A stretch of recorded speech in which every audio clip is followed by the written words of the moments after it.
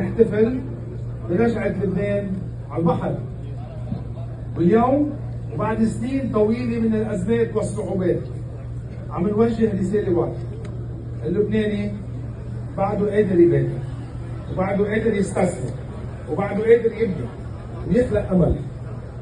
وبهالمناسبة بدي أتوجه بالشكر لكل شخص ساهم بهالنجاح هالمشروع، بداية لمعالي وزير الأشغال العامة والنقل الأستاذ فايز رسام، وللمدير العام للأمن العام اللواء حسن شقير، ولمديرة الجمارك السيدة غراسيا بيطار. عزي شوف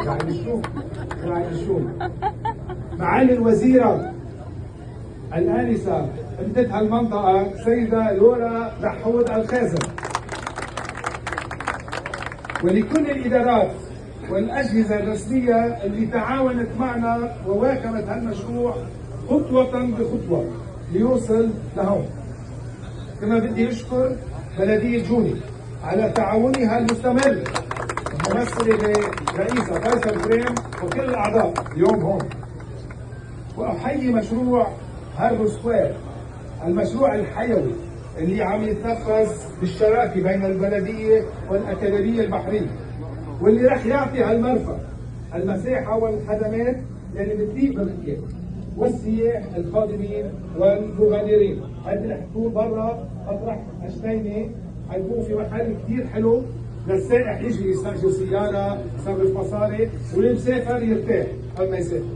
لأنه بصراحة ما في مشروع ينجح بلبنان إلا إذا اشتغل بين القطاع العام والقطاع الخاص، واليوم عم نشوف نموذج ناجح بهالتعاون.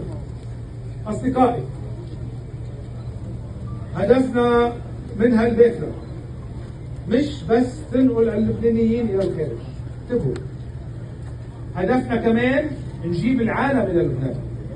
بدنا هالباكرة تحمل اللبنانيين ليسافروا ويتعرفوا على أماكن جديدة، بس بنفس الوقت تحمل آلاف السياح والزوار ليجوا يكتشفوا لبنان. بدنا إياها تكون جسر باتجاهين، تربط العالم، تربط لبنان بالعالم، تربط العالم بلبنان.